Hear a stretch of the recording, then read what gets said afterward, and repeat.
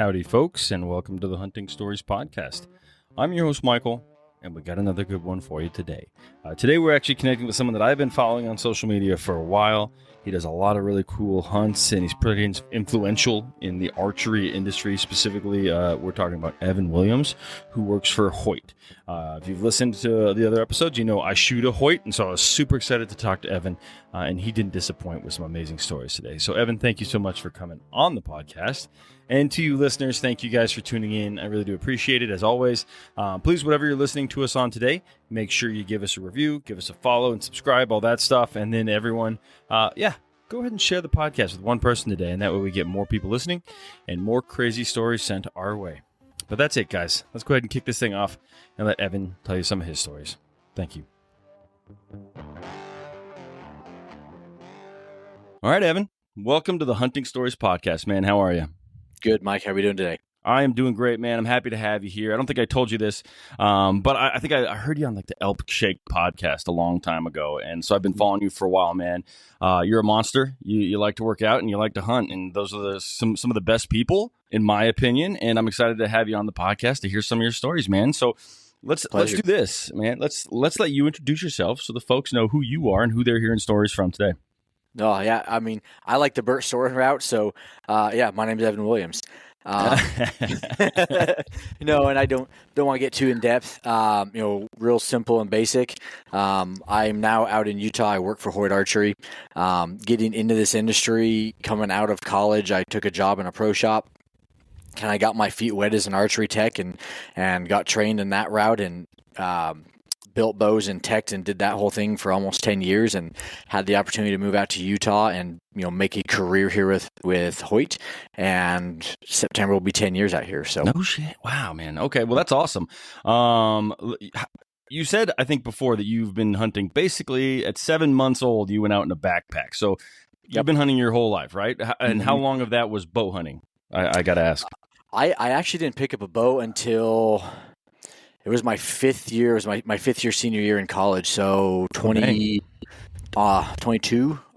Just before my 23rd birthday. So bow hunting for 19 years now, specifically. Okay. Got it. Yeah. I've only been bow hunting for like 6 years. I do own a Hoyt and I love it. Awesome. But yeah, man, I just was like hunting in November with a rifle in Colorado, and I was like, this sucks. It's so cold. It's so windy. I was like, I want to hunt in September. How do I do that? And so that's why I started archery hunting, and I've just completely fallen in love with it. And in fact, I don't know if I've killed anything with a rifle. A muzzleloader, I've killed an elk, but all my kills have been with bows. Like I've still go rifle hunting occasionally. I just never have any luck. Oh, I did kill a turkey with a 270 one time. That's another story. Was there anything left? You'd be surprised. It didn't ruin any of the meat. I hit it high back. The breasts were fine. I did blow out the back wing. But in general, yeah, I got all the normal meat that you would get out of it. I was surprised, but it was one of those desperation things where I had my bow at full draw and it was behind a bunch of brush. And I was like, I just don't feel confident enough at like 40 yards that my arrow will get through that and actually hit that bird. Mm-hmm. So I set my bow down, looked up, and he was gone. Probably got my slate call because I can't mouth call, which makes it hard to archery hunt turkeys. So I bring my slate call out, pick, pick, pick, pick, pick, pick, and he just pops up, and I bring up my 270, and of course I wasn't thinking, and it was dialed to 10, so I couldn't find it. So dial that thing back down to 3, and and there you go, turkey dinner. Nice. There you go. Winner, turkey dinner. Cool, man. But we're not here to hear my stories. Everyone's heard my 15 stories 100 times. So Evan, why don't you set the stage, man? I think you got a couple maybe in mind, and set the stage. Yeah, and picking out a good hunt or something like that is always hard because I've gotten to do so much. And one of the big things I like to do is getting buddies out and having them experience their first elk or something like that. So yeah. Two of my buddies I've gotten to call their first bull in Colorado. I've got another buddy that grew up in Colorado and had never whitetail hunted, and I was able to get him on his first couple whitetail hunts and experience that with him. So, I mean, I really like that new hunter aspect. Yeah. Even if it's not, a new hunter in general, it's new to a specific aspect, whether that's I've never elk hunted or I've never whitetail hunted or something like that. Introducing my wife, who comes from a non-hunting background at all, into the sport. Like that's really where I started getting that passion. You know what, Evan, if you don't mind, I'd love to hear the story of how you got your wife into hunting. Because like my wife, not interested, right? And so I've actually asked this question to Ted Nugent, and he gave a pretty great answer. But I'd love to hear kind of how it went for you and how you got her in. Because, I started hunting with her father, but she has no interest in coming along. And I'd love to get her out because our kids are getting quickly to the age where I want to take them out, and I'd love the whole family to go. So would you mind sharing that story? Yeah, absolutely. So cool. We started dating in college. She was a freshman, I was a junior, and she came from Florida, and her parents grew up in Chicago. So like no firearms background, nothing, not outdoorsy at all.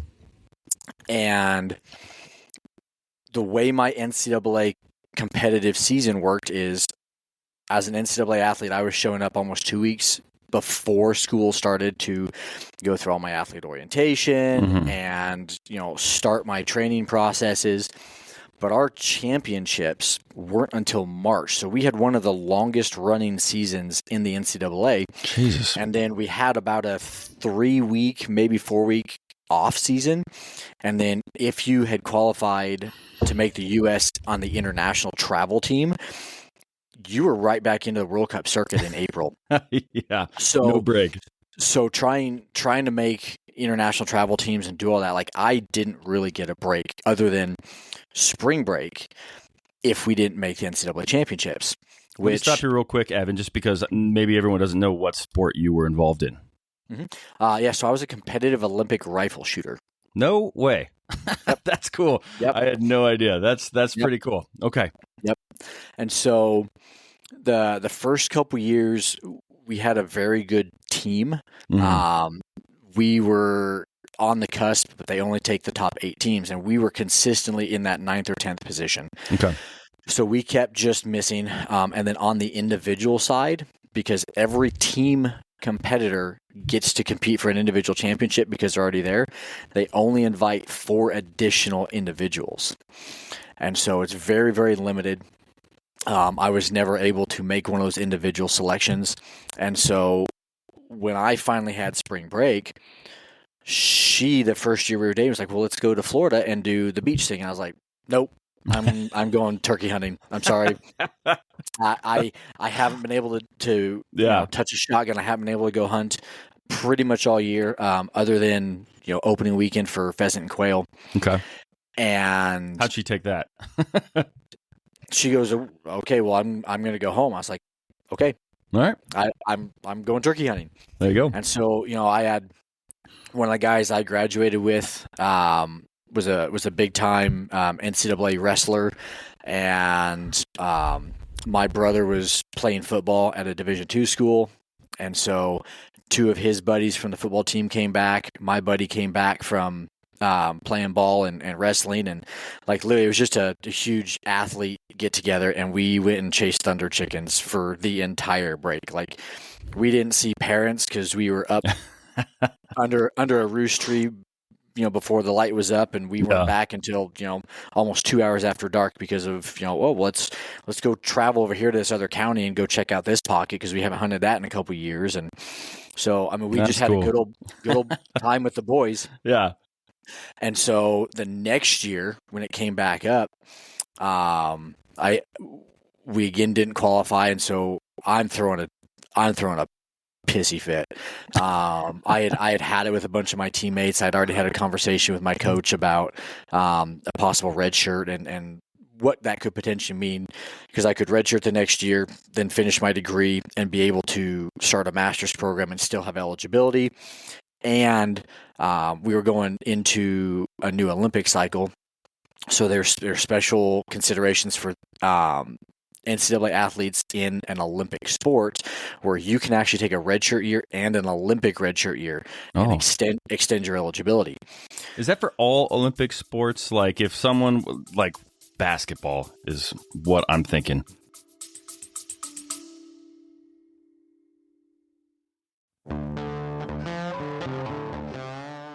Hey hunters, have you ever had one of those stories, the ones that you didn't want to tell, the ones that end in failure? Yeah, I've been there. Actually, you know what? The culprit for me usually is bad optics, or worse, lack of using my optics at all. Picture this. I spot a trophy buck, or an antelope, or an elk, whatever it may be. My heart is racing, but the blurry view, or I just can't quite identify exactly what I'm looking at, it has me second guessing. Well, that's where Vortex Optics comes in. With crystal clear glass and rugged durability, Vortex gives you the confidence to take the shot. Don't let poor optics ruin your story. Make every moment count. Upgrade to Vortex and turn your hunting tales into triumphs. Visit vortexoptics.com today.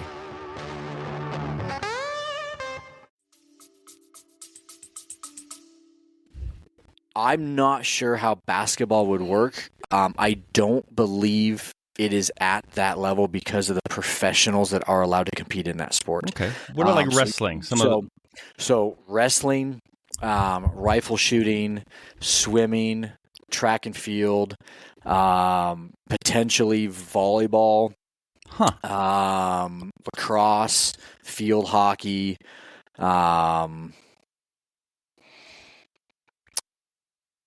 I had no idea. Those would be major ones I can think of off the top of my head. Okay. Hockey. Again, you'd have very few winter sports because you don't have a ton of winter eligibility as far as NCAA recognized sports. Okay. In fact, hockey might be the only one that comes to mind because I think any of the skiing events are club. I don't think there's any NCAA recognized like downhill or cross country skiing as far as the NCAA recognition. I could be wrong. I could be wrong in that, so don't quote me. But okay. Well, I was just curious. That's interesting. I had no idea. So, but continue. Sorry, I was. You just got me with an interesting little fact there. Yep. So the second year we were dating, she brings up the beach again. I was like, you don't understand. Like, I have a bloodlust right now. Like, I need to go kill something.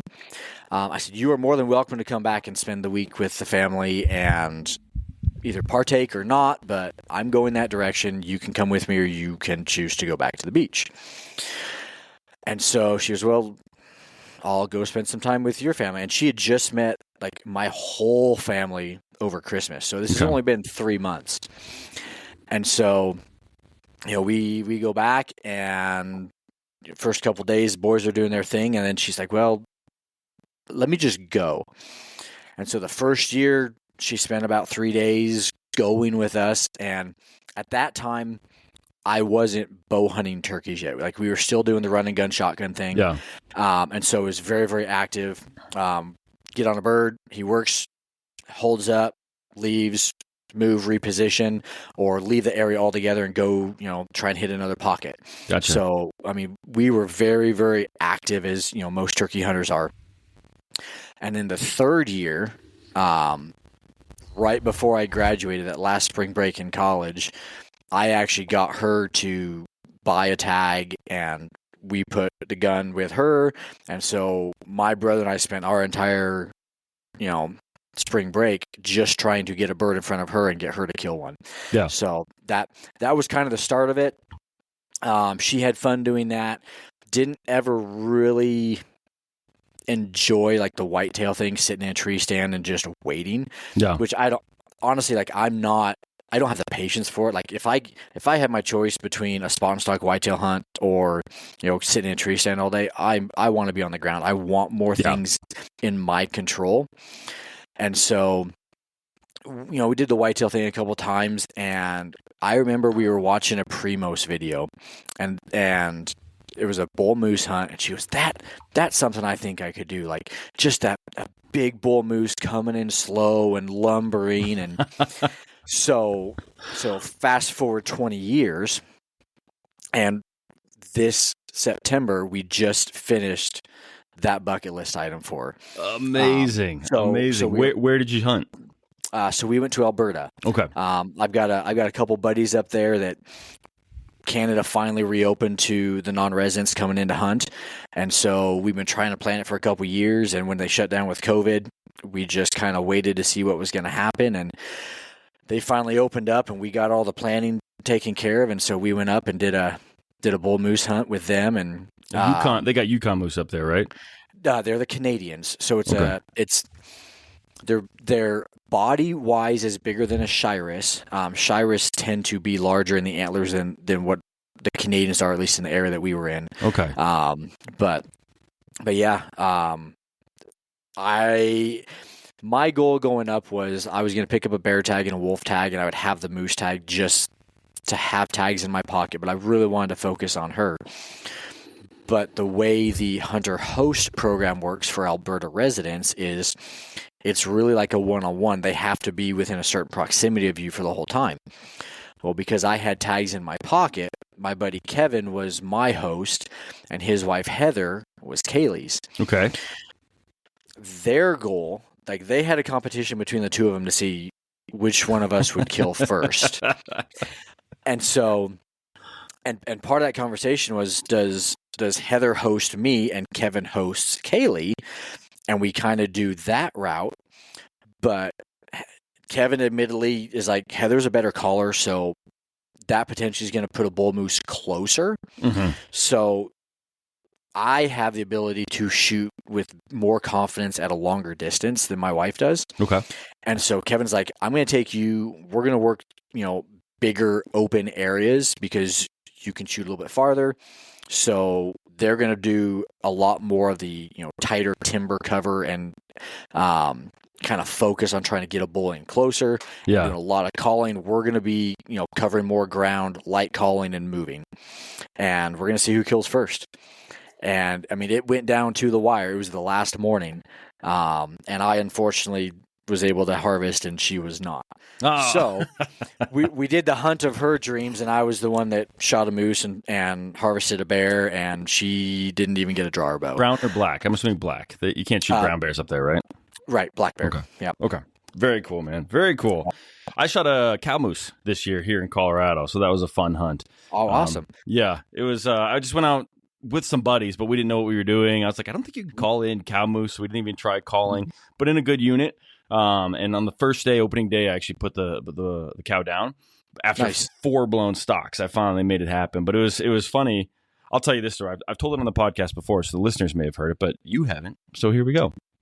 But yeah, we hunt real hard. Like we probably do 10, 15 miles just the first half of the day. Like we're just going after stuff. We're constantly moving. We're running because we see moose. We're trying to get around. Nothing pans out. So that like the second half of the day, I'm just tired. And so I pick a spot where 2 people, one hunter, I chat up every hunter I run into. And he's like, yeah, there's moose over this bend. So I'm like, okay, interesting. Another buddy of mine, Jermaine Hodge. I'm not sure if you're familiar with him. I know Jermaine really, really well. Yeah, Jermaine's great, man. Him and I hunted the year before. And so we knew this area. And I was like, you got any spots you think some moose might be? And he gives me a pin. And it's the same spot that other hunter had been in. So I was like, all right, let's go in here. Thinking, no, it's probably not going to be very lucrative. But let's go. So me and my 2 buddies go up.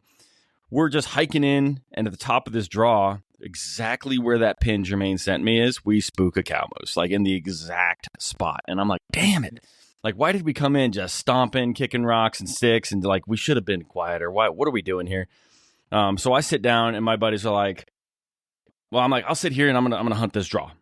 Like, a moose might come in, like, that one's gone, but maybe another one will show up. Mm-hmm. They're like, we're going to go check. There's a draw up above. So they kind of climb up above. And I don't know if you know this, but Apple has like satellite texting now. So we're satellite texting each other. And I keep mine open so I can make sure the communication line's there. My buddy goes, we got a cow moose. Get up here. So I send a text back, satellite text. I'm like, okay, I'm coming. Nothing back to me. I send another one being like, where should I go? What should I do? I'm coming. Nothing. I send probably like 10 texts as I'm just like scaling this hill. Probably going up 300 feet in elevation up to this other draw. I get up to the top to this other big opening that kind of wraps around another hill. Mm-hmm. And the first thing I see is just a giant mule deer shed. And I'm like, hell yeah. Like, I don't care if there's no moose up here. Look at this thing. So I'm like walking around with my RX-7 Ultra in one hand. I'm walking around with a mule deer shed in the other hand. And I'm just like, well, whatever. Like 5 minutes of light. I ain't got time for nothing. I don't see anything. I don't see them. They're not responding to the texts. I don't know what to do. Mm-hmm. So I'm just walking, and all of a sudden I just hear blah, and I'm like, oh shit, there's a cow, like right there, and it's probably, I want to say 100 yards out or something like that. And so I just duck down, pull my pack off. I'm next to like the only big tree, so I'm like, I don't need to drop a pin. I know my back's here. Drop the antler, and I start kind of, I mean, you know how the territory that they hang out is like marshy with tall brush, but there's usually veins through it, like where you can kind of crawl. So I just start crawling. I'm like, I don't have time to go slow. So I just book it. I got maybe 5 minutes of shooting light, and I'm just going in, and I spook her, and she runs maybe 10 yards. And I'm like, well, I don't know if she saw me or not. So I just keep going. And so I get to this, I see this like small opening, and I'm like, if I get to there, I can kill her. Yeah. And I get to that part, and I'm like, yep, okay, there she is, 38 yards. And I stand up, full draw, or not full draw. I stand up, and I realize that I'm a tall guy. I'm 6'4", but I can't shoot over this brush that I stood up behind. And I'm like, oh God. And now we're staring at each other. And I'm like, okay. So I just keep staring at her. She's pointed direct at me, like not quartering it at all. And I just start walking slowly, trying to get around this brush. And I get around the brush, and she's still staring at me, just looking right at me. So I range, and I'm at 32 yards. And she starts to kind of get a little like, I don't know about this, right? And so she eventually turns. If we're looking at a clock, she's 7 o'clock. So she's still quartered hard. Yeah. And so I just pull back, and I just hold it there until I think she's about to move. And she goes to maybe 8 o'clock, and I let her rip. And it goes, you know how like right below the shoulder blade, it goes in, and there's that triangle in the arm. It goes right in and out the other side. Perfect. And I was just like, yes. And this whole time, I know my buddies are there. And I assume that they're watching this whole thing, and they're going to get like a video from like the side of me, just with this epic moment of me shooting this moose. Oh, also my Luminoc went off. So I've got like a glowing red face as I'm holding my bow. Oh, nice. Yeah, right. But I shoot her. Again, it's like last possible light, and I see her make this big loop as she's running. And I think I see her bed down right by this tree, and I'm trying to range her to see where she is, but I can't get my rangefinder to work because it's too dark. So I just basically point it to the ground and range up until it makes a big leap from like, that's like 30, 35, 40, 45, 50, 115. I'm like, okay, that's probably the tree right behind her. Put a pin. We look, no blood, not a drop of blood. Like, I don't know what happened. It was a QAD exodus, full pass through. We saw my arrow covered in blood, no gut smell. Like, we're like, this is a dead moose. We know that, but we just couldn't find anything, not a drop. So we look, and then a huge storm rolls in, and we're like, oh, let's just get the hell out of here. We'll come back in the morning. So we come back in the morning. When we get back, the first thing we see is a coyote, and my buddy's like, oh, that's so cool. And I'm like, no, it's not cool. Like, there's not at all. Yeah, especially not within 100 yards of where we think my moose is. So we shoot him off, and then we go into the draw again, and there's a giant bull moose just ripping trees out of their roots, and we're like, what the hell's going on here? And so we just like wait there for half an hour while this moose is ripping stuff up. And to wrap the story up, the moose was sitting there, laying there exactly where I put my pin. So like I got lucky. We were probably 30 yards from her, and she had died immediately. It was a heart shot, so I just clipped the heart, got both lungs, and man, we've been eating good for a few months now. So that moose meat is so tasty.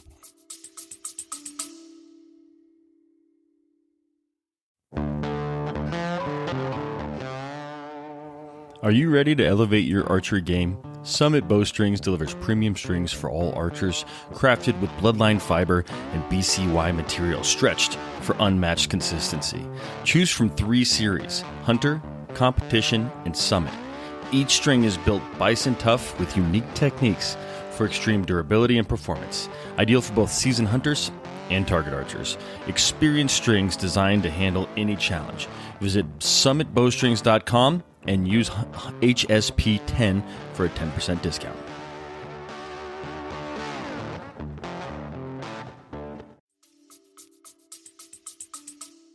And I'm looking forward to getting into it. We honestly, like, I had a banner spring and fall, so I haven't even dove into my moose meat yet. Whoa! What else did you put down this year? So I took 2 black bears. Damn. I got a spring black bear in Ontario, and then I took a fall black bear on that moose hunt in Alberta. Got that moose, and then also tagged a general elk tag here in Utah. Hell yeah! 19 days before I killed that moose. Jeez, that's a good year. So, yeah. I had 2 axis deer in Hawaii, my cow moose, and then the pronghorn antelope you can see over my shoulder there. That guy. That was one of the hardest things I've ever done. I don't know if I want to do that again. I love it. I love antelope hunting. Yeah. Well, so I tried sitting in a blind. Frustrating, but And I was like 3 hours of doing that. I was like, nope, we're going after this. But Mhm. you fail enough, you learn what you're doing wrong, and eventually you find one that's made a mistake, and that's all there is to it. So I got lucky, and I shot my first antelope with a bow. So decoy on antelope. man, I had a decoy. It the one that sticks on the front of your bow.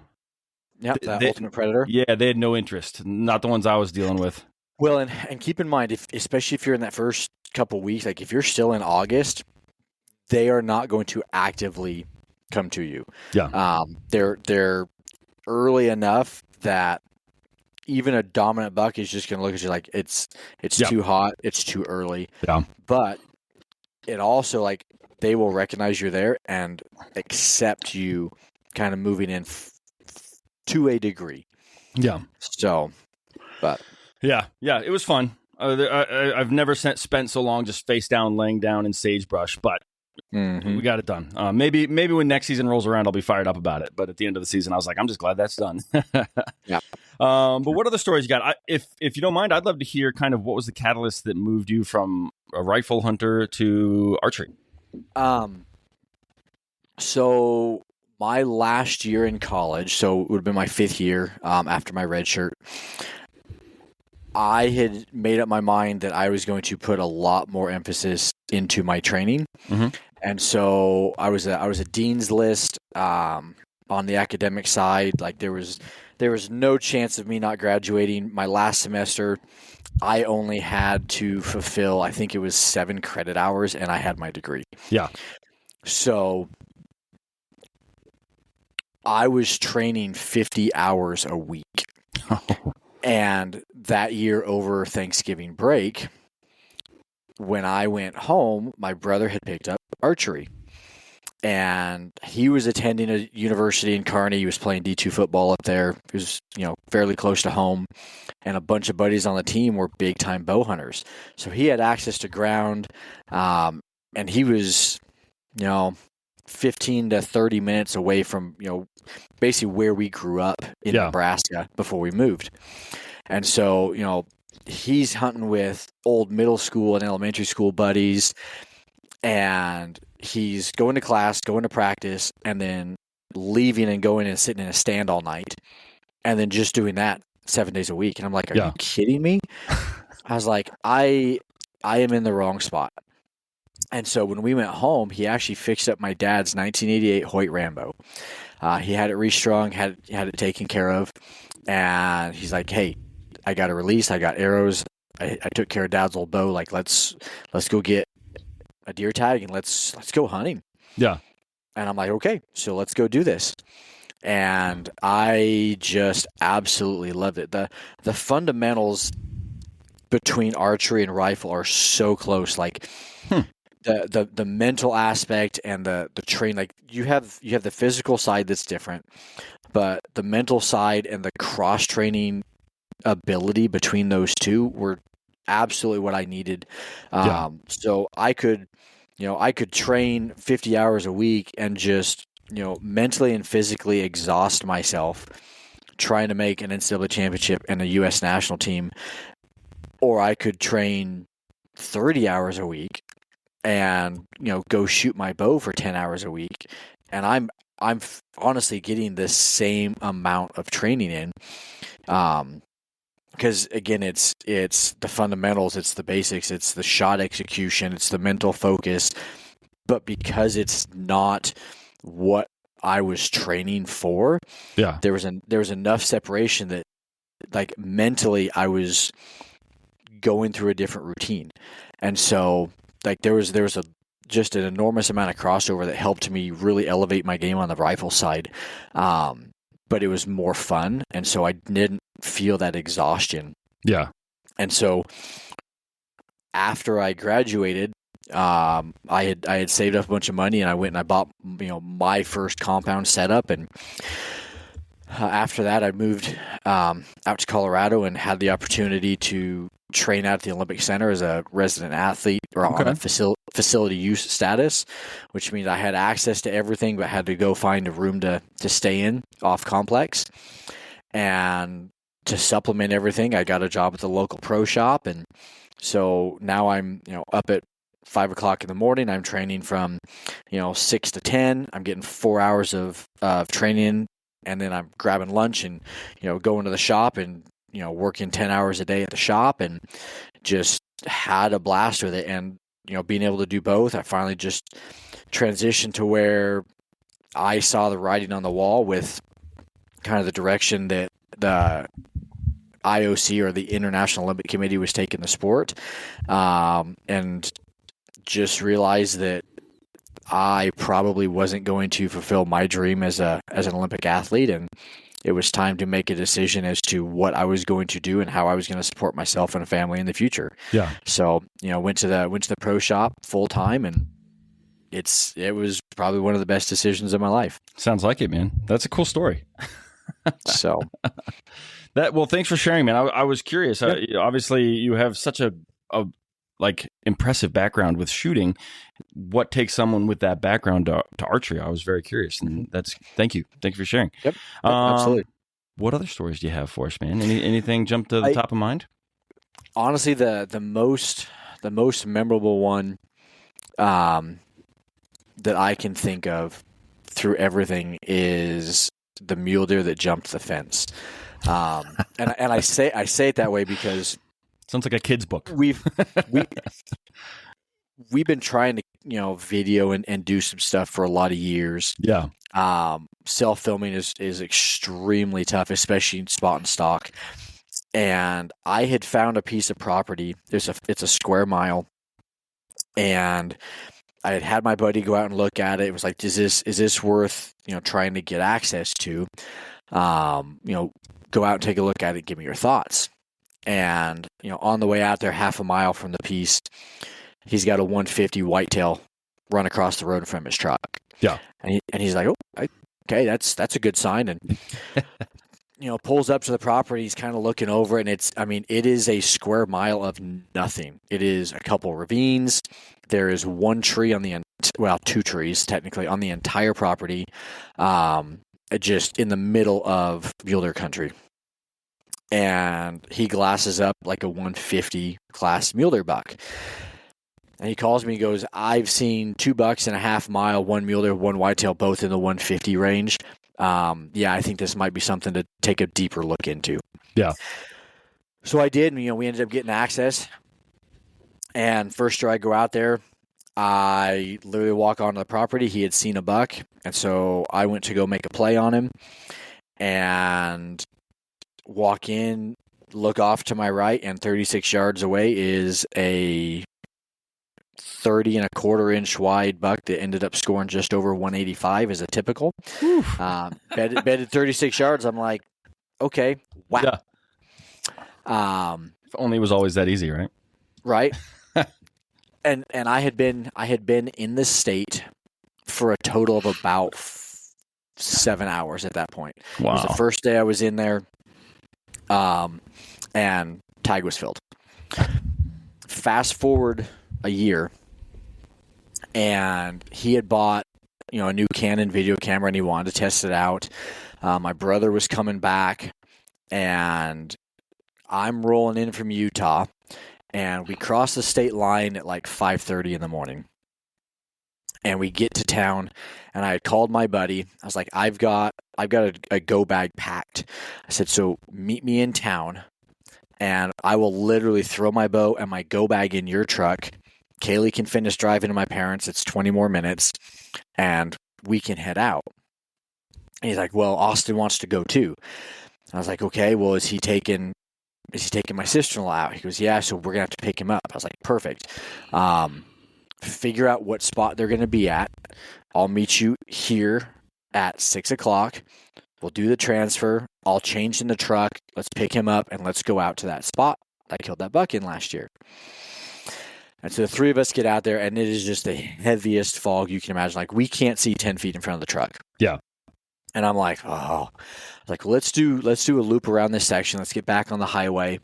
And let's just give it 10-ish minutes. We'll drive real slow and see if stuff, kind of starts to clear off as, the sun comes up. And so we go around this whole square mile, get back on the blacktop, And as we go to make the turn off Blacktop to go back into this area, sun comes out, stuff starts to lift. We get a quarter mile up. I look over 200 yards off the road. There's a catch pen. And so the catch pen is where if ranchers have cattle in a pasture, they will herd cattle into a catch pen where they can now load them in a trailer and, either move them, take them off pasture, put them on stocks, take them to the home place, whatever they're going to do. And inside this catch pen is like a 170 class muley. Just penned up for you.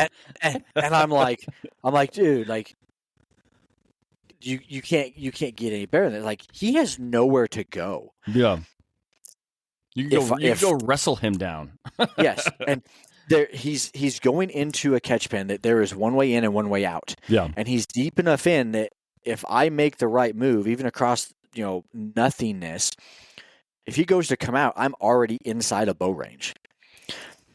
And so I start making phone calls trying to get permission, and I can't get a hold of the lady that owns the property.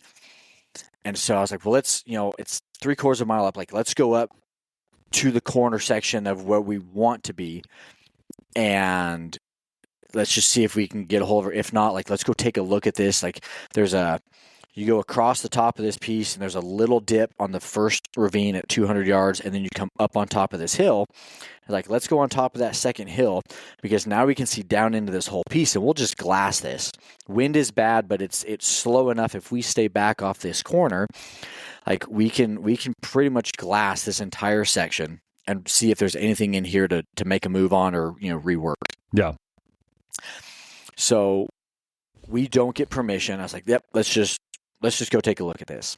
We go walking in. We get to the top of that ridge, and my brother starts to flare off to the east to go look down into the bottom of the draw. And in the bottom of the main draw on the east side, there's a stock pond, and then just down from the stock pond, about 120 yards, is a round trough, so a round water trough on solar. So they've got a good water source, and there's like 5 ravines that come down into the bottom of this draw. So he's going to go look up into those fingers, and I'm going to look out to the north. And he gets about 10, 15 feet from me, and I look over onto the neighbor's property. Yeah. And like we are 5 feet off the fence line. And 300 yards away in the bottom on the neighbors is a mule deer with 2 does. And I immediately start going to my knee. I've got a decoy on my pack. I'm trying to pull it out, and I'm trying to snap my fingers and get his attention. And my buddy, Troy, was just far enough behind me. Like, I immediately start going to my knee, and he hit record and starts videoing this hunt. And brother comes over, pulls a decoy out, hands it to me, starts getting some stuff ready. And I never take a grunt tube with me when I'm hunting mule deer. Yeah. Just isn't one of those things in my mind that's one of my necessity items. But I specifically remember before I left, I had my pack there, and I was like, you never know. And I remember grabbing my Primos rubber neck. And so it's about a 6-7 inch long call, all rubber, and it has a strap that you can put on your forearm. So if you're in a stand and you draw back, like, you can turn your head and you can still grunt at full draw. And I had put that in my pocket. And I start to pull it out, and my brother's like, what is that? I was like, it's a grunt tube. And he's like, are you freaking kidding me? He goes, you brought a grunt tube? I was like, yeah, but it's not going to hurt us. He's like, no, hammer him. And so I just, and it's a short call. It's not made for wide open. Yeah. And so I got on it pretty hard because the wind was moving, luckily, from him to us. And he picks his head up and looks, and we just hold that decoy up. And it's a mule deer doe decoy, but we're on the top of this ridge. And he kind of looks again, and I was like, do I do it again? He goes, he's looking. Do it again. Like, we're far enough away. What's it going to hurt? And so I grunt again, and he just starts slow walking right to us, leaving 2 does in the middle of a cut cornfield. And so he starts coming. We slide up this fence line so we can see down into this bottom ravine a little bit better, thinking he's going to take that lower ridge around because of the terrain. and he goes down into the bottom of this big CRP draw in this cornfield, and we lose him altogether. And I'm like, and we're having the conversation. Do we slide up? Do we stay here? And we've been busted so many times, doing the fanning style or decoy run and gun on a bow. Yeah. With a decoy for turkeys. And we're like, dude, we've been busted so many times. Like, let's just let this play out. Like, hold on to the grunt tube. If we don't see him in the next 3 to 5 minutes, let's give him another grunt. He's got to pop up. Either he's going to be straight down in the bottom and we're going to see him, or he's going to just pop up right here to our left. Yeah. And we're going to see him and won't have an opportunity because he's got to cross this fence. So we're waiting. And about 50 or 55 yards down in front of us on the neighbor's side is a plum thicket in the middle of this CRP grass. And all of a sudden, I just see grass and dirt flying from the other side of this plum thicket. Okay. And this, so pull up my binos and I'm trying to focus, and this buck is destroying this plum thicket. And it's not a small thicket. We're talking this sucker is 20 yards in diameter across. It's probably 10 feet tall, and it's just clumps and gobs of dirt and grass and thicket going everywhere. And I'm like, dude, he's pissed. That's so cool. Okay. And there is a tiny gap between the edge of the plum thicket and the fence line. And all of a sudden, he's coming up in that gap between the plum thicket and the fence.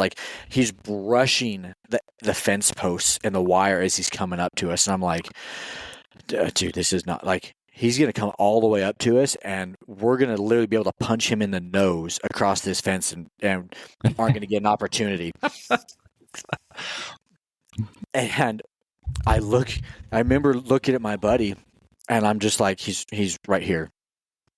And he had been trying to pan and find him in the viewfinder for 15 minutes, and he never even saw this deer. What? Okay. Yep. Because he's just right on top of the ridge or slightly down, and we've moved far enough down off this ridge that he's trying to scan over, and the terrain falls down hard enough that he's scanning the corn, he's scanning the CRP, he can't find this deer. And all of a sudden that buck stops and starts smelling a fence post at 35 yards. So I'm like, this is it right here. And so my brother is in front of me holding the decoy. Okay.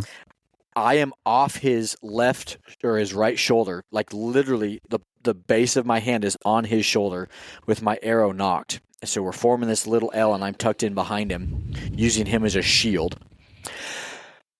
And all of a sudden, this buck comes down.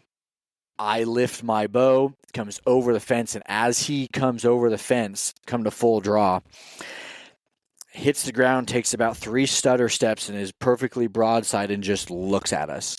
And I'm like, 35, what? And so the first time you see this deer on video is you just kind of see his nose over the fence line, and then all of a sudden, boom, he jumps the fence and he's right in front of you. Yeah. I don't even know how to describe the neck of this animal because it didn't exist. It wasn't a mule deer that jumped this fence. It was a freaking horse. That's amazing. And so I shoot. He drops. So instead of hitting him on the lower third, I mean, dead middle of the body, right in the pocket. He runs off, makes it about 100, probably right at 100, 115 yards. And I mean, on film, stutter steps, coughs up a lung, and then sideways and down. That's amazing. So we celebrate. I am shaking so bad, I'm trying to stand up. My legs are going. I'm stepping backwards. I'm giving my brother a hug. Troy has got the camera set up on a tripod, left it running, and he just bolts in. All 3 of us hug. We call my wife. She's pissed because I killed another deer and she didn't get to be there for it. Because we crossed state line at 5:30. It is 8 o'clock in the morning. And I've already filled my tag. And we go down, recover my arrow. We're at the buck, and we look up, and here come 2 guys from the north end of this property walking up to us. And I'm like, oh, crap. This may not go well. And they had been watching the entire thing. They had been under a cedar tree in the bottom of that draw. They've been hunting that buck for 5 days. Oh, man. The night before, they had him at 25 yards run in front of the truck and stand on the north end in the middle of a drilled wheat field. And it was past legal light. And they're like, okay, well, he's going to be in here. We just got to find him in the morning. We'll get a crack at him. And then here comes 3 jokers and basically literally shoot him from underneath him, because they were inside of 200 yards watching all of this go down. Oh, no way. Wow. And so, I mean, we shared stories. We took a bunch of pictures with them. There was another buck as we're standing there. There's another buck that starts showing up. Real similar configuration in the way he looked and how he had some unique points. And I was like, dude, grunt tube, decoy, go after him. They're like, what? I was like, he just kicked up those 2 does. The 2 does had come across the top where we had come in at and went down into the bottom draw where I killed my buck the year before. Yeah. And I was like, I guarantee you, if you can get around this point, you should be able to spot him, give him a grunt, and bring him right in. And so we end up dropping all of our stuff, and we go with him to try and kill this other buck. He ends up disappearing. And we get back, and I was like, you guys just take the decoy. Like, my tag is done if you've got time to hunt. And so they're part of a group that was renting a small house in one of the neighboring towns. And we dragged my buck out, and we had a run-in with the guy that owned the private side that we didn't have permission to hunt. As we're, dragging him out, we're still quarter mile or so from the truck, and he drives out across his cut corn and looks at the buck, and he goes, "You're the kid that shot that big buck out of here last year too, aren't you?" And I was like, "Yes, sir." And he's like, "Is that the one that's got a trident on his back G2?" And I was like, "Yes, sir." He goes, "So you shot my buck 2 years in a row." God. And he goes, "Well, congratulations. Have fun dragging him out." Jumps in his truck and just gone. And I'm like, I'm not making any friends on this one. Right. And so we get him back, and that night I get a phone call, and I'm like, what's Randy doing calling me? So I answer it, and he goes, I want to hear your side of the story. And that's like, how he starts the conversation. I'm like, well, what did I do, and whose side did you hear first? And he goes, well, I heard you shot a buck today. And I'm like, I have not. My dad knows, my wife knows, my brother and my buddy that were there knows, my buddy's wife who's in camp knows, and the 2 guys that watched it happen know. And the landowner. Yep. And him. And I'm like, I did. And I said, I haven't posted anything about it. And he goes, no. He goes, but I know the 2 guys that were hunting that deer. And I was like, are you hunting with Travis and Jeff? And he's like, yep. And I was like, oh, yep. I said, I skunked it right out from underneath him. And he goes, dude, that is so awesome. I was like, what would have made it even better? Because they had a Vortex spotting scope. I was like, if they had an adapter and videoed it from their end, I said, that would have topped it. I said, because we got the whole thing on video on our end. Yeah. And he's like, oh, that would have been epic. So I got to reconnect with a buddy from the industry through that. And then, and literally like that, Hoyt did a small piece on that. We took some of the footage and we did a short clip on that. And then at ATA show that January, we're going in. I've got a dinner with some partners of ours from Realtree, and I remember we were walking into Doc Crow's. We go up the steps, and I just hear, "There's the mule deer killer," and I turn around, and Randy and Jeff are sitting at a table with a couple of their corporate sponsors and partners as well. And so we got to relive it again in January. Are we talking Randy Newberg? It's the only Randy I can think of. No, Okay. no. Name's Randy Hines. Okay. And then March, so 2 more months go by, and I'm in an elevator I believe we were in Cincinnati. No, it was Louisville. So NFAA Indoor Nationals for Target. And we're in Louisville at the convention center. And we had just finished up for the day, and I was going up to my room to change to go grab my workout stuff.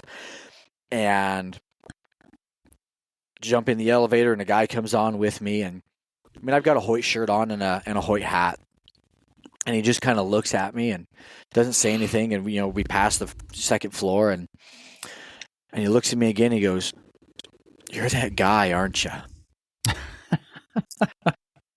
And I'm like, I mean, I've been told I have one of those faces. Yeah. He goes, "No." He goes, "You're the guy that killed that mule there that jumped the fence." And like literally, I have never met this guy. He doesn't know any of my friends or contacts. Whoa, that's crazy. He's a bow hunter that shoots a Hoyt. So he had seen the video on YouTube, and he was there for a work event. Didn't even know that he was staying in the hotel, the host hotel, for a national tournament for archery. And so, we had a good conversation, and the next day he comes down to the convention center, and there's, 2,500 archers and, all the manufacturers and vendors there. And he's just like, holy cow. And I was like, well, the Holy Cow event is, in Vegas in February. That one's almost 6,000 archers and even more vendors. Yeah. And he's like, I didn't even know this side of the sport existed. So again, going back to getting to introduce people to a new aspect of the sport, it's, that hunt has just really come full circle. So that's probably like my most memorable, because of bringing so many different people together from, some industry contacts that I hadn't gotten to talk to in a while, and their hunting buddies, and it created just this waterfall effect to where before I even leave to go home and hunt Kansas every single year, I'm texting that group of guys, not even my hunting team. Yeah. It's that group, and going, are you guys all have tags? Who has tags? Where are you hunting? What have you been seeing? And the entire time you're bouncing things off of each other. And Jeff, one of the guys, 3 years later, took like 168-inch whitetail off a piece of public ground that they had found. And I was like, focus on this spot, and just getting to share some of the information.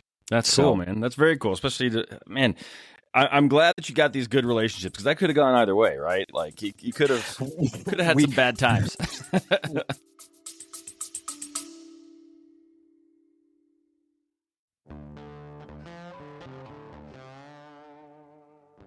Imagine this. You're deep in the wilderness. The sun is rising, casting golden light over rugged terrain. Your heart races as you navigate through the backcountry, knowing the perfect shot could come at any moment. This is where memories are made and stories are born. Ultralight rifles are often seen as Mountain West guns, but the Ridgeline FFT from Christensen Arms breaks that mold. This stellar, lightweight rifle is your perfect companion, whether you're in the backcountry or box blind, ensuring you never have to switch between your builds. With its aero-grade carbon fiber barrel and stock, the Ridgeline FFT is incredibly lightweight, yet powerful. Thanks to its innovative side baffle brake, it reduces recoil even on a 5-pound gun shooting magnum calibers. It's like black magic. As a sub-MOA tack driver made in America, the Ridgeline FFT is for those who seek the thrill of the hunt and the joy of storytelling. Picture yourself returning to camp, Ridgeline FFT in hand, ready to share the day's adventures. Head to your local shop, pick one up. You've got to feel this rifle to believe it. Let the Ridgeline FFT be part of your hunting stories and the legacy you pass down.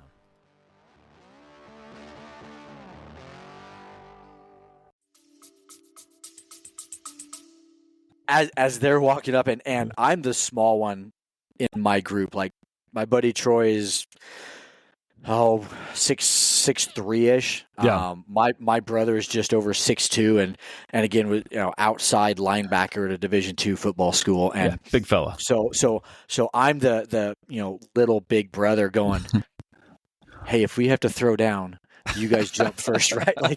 Like here's just one of those. We were joking around about it, but you seriously don't know how some of those interactions can go, because you've been around the industry long enough. You hear the good and you hear the really, really bad. Yeah. And something like that, the way hunting has gotten, like, you never know what to expect. So yeah, luckily, greet everybody with a smile, say hi, wave. Absolutely. And that first interaction is really what's going to make or break you. And I have had so many positive interactions on, meeting random people at trails and, interactions like this that, it's really formed a lot of opinions in my head that every interaction is going to be positive, because I'm going to make sure that I do my best to be as joyful and happy and engaged as possible. And if the individual that is having that engagement on their end doesn't want to be that way, then hey, we can amicably just part ways and walk other direction. But it doesn't need to escalate. We can have words and just separate. Yeah. So no, I've actually this story has similar parts to another story that I've recorded with someone. I'm actually not allowed to share that episode, so I haven't published it. I just have it kind of sitting there because it went the opposite direction, and it has blown up. And so, like, we recorded it, and then the day after it blew up, and he was like, "I need you to not publish that." So it can go either way. Yeah. Like, he doesn't like, people's jobs are getting it's getting bad. So I'm glad it worked out so well for you, and that's the perfect attitude. I think so too. I've had people shoot things that I was stalking in on, and I'm not a good hunter, so I'm just happy somebody got it done, right? Yep. So I show up and I'm like, hell yeah. I had an antelope shot right out from under me one time, and I was like, hell yeah. You guys need any help cutting it up or packing it out or whatever? And they're like, nope, we're good. So I think having that attitude is really important. That being said, Evan, man, go ahead. No, I was just say it's we're all hunters, we're all sportsmen, like, we're all out there to try to accomplish the same goals, and that's essentially filling our freezer. And so I would much rather enjoy in the celebration and of somebody else as much as it was my harvest. And that's one of the big things that my buddy and I, when we go out to Colorado, because we've started our annual tradition of we're hunting elk every single year. Where are we going to do it at? And, we've met guys from New York and Pennsylvania and West Virginia and locals and you name it.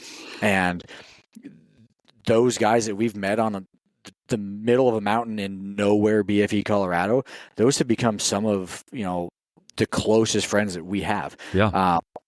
We met a guy from Boston that we were hunting this unit, and I had hunted it for about 7 years, and we had put a bull down that afternoon, gotten the first load down to our hanging tree, and we're going back up in, and it was pitch dark.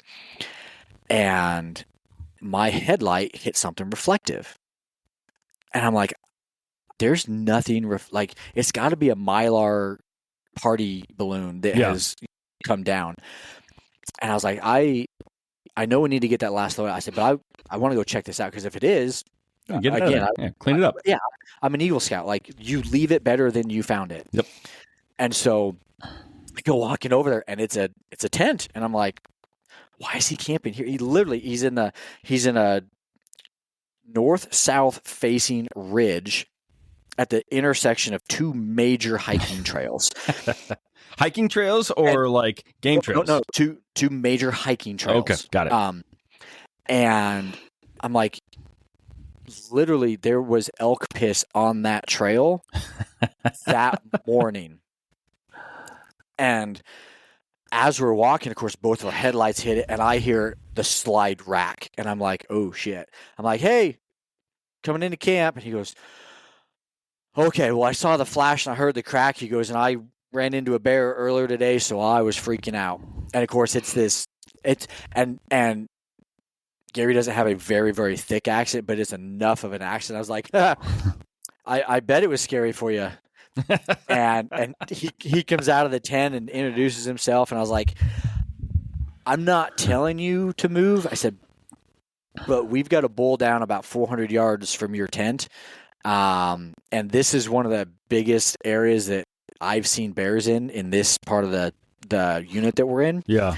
I said, so do you want to pack up and come join our camp for the night? And so he goes, no, he goes, I'll be okay. And I was like, all right, well, our camp is straight down the bottom of this ridge.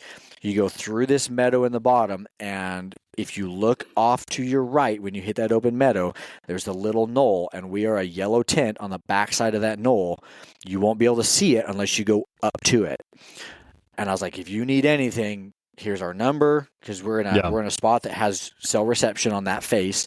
And I said, here's our numbers. Call us if you need anything. Like, you just bust ass down and you get down to our tent.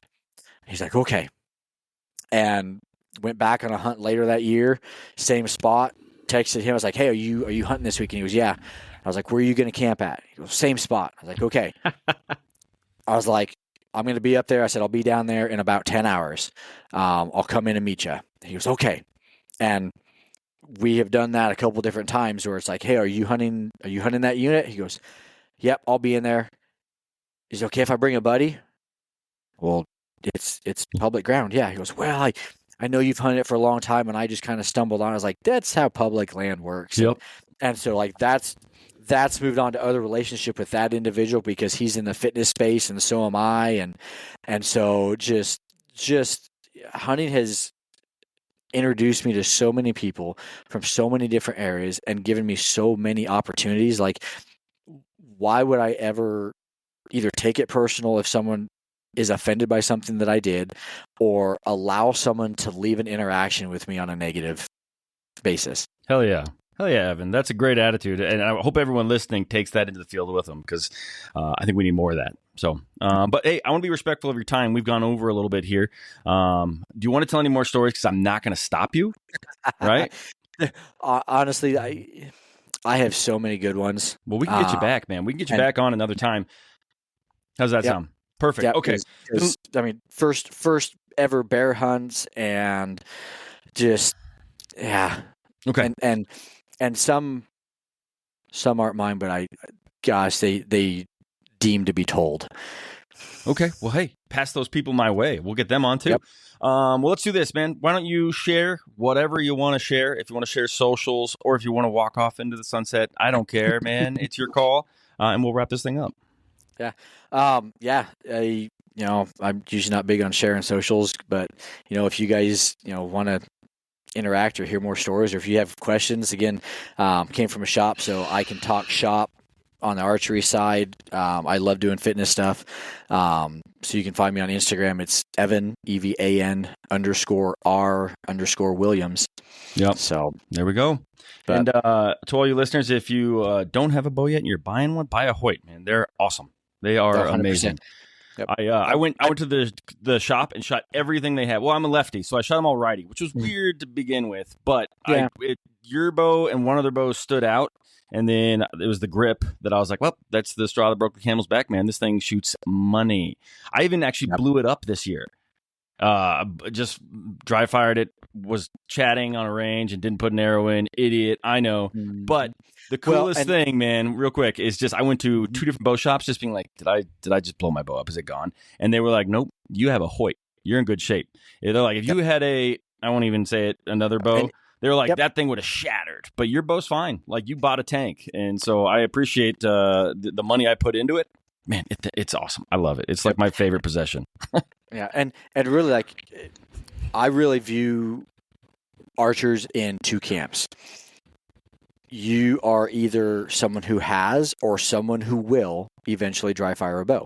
Yeah. And it's, I've seen guys who've been shooting a bow for 30 years do it, and it's, you get into a conversation or something happens, or triple check your range. And knock fit. If your arrow doesn't fit on the string correctly, or if you let down a bow and you go to redraw it again, maybe during that letdown you have a short enough D-loop that the head of your release makes contact with the back of that nock, and you just de-seed it just a millimeter. Yeah. Well, all of a sudden that arrow can't absorb all the energy from the propulsion of that string. So guess what? It's a partial because the arrow is there, but it's still a dry fire. Yeah. So, you once you are in the camp of, yep, I've done it. Yeah. You start, okay, if I let down, I'm going to pull that arrow back on just to make sure it seats, and I'm looking and I'm a little bit more cautious about things. So it's a hard lesson to learn, but one of the things we pride on ourselves is the Hoyt Tough product. Yeah. Our engineering team, they're not just someone who went and got an engineering degree and ended up at Hoyt designing bows. Every single one of our engineers is a bow hunter first. Hell yeah. They had a big enough passion. They're like, I want to do something. I am mathematically gifted or inclined. I'm going to go do engineering. And all of a sudden it's, well, I'm a bow hunter and I have an engineering degree. What are my options? And so, for a long time when I first got in here, we had 1, 2, 3.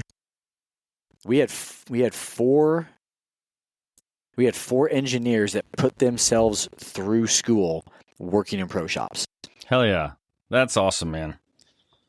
That's too cool. So, but like I said, I love the product, and I don't know if I'll ever shoot another bow. And the fact that I made that mistake and the product was like, no, we're good.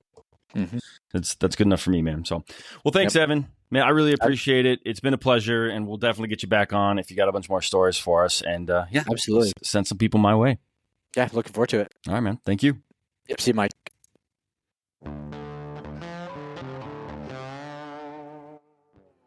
All right, everyone.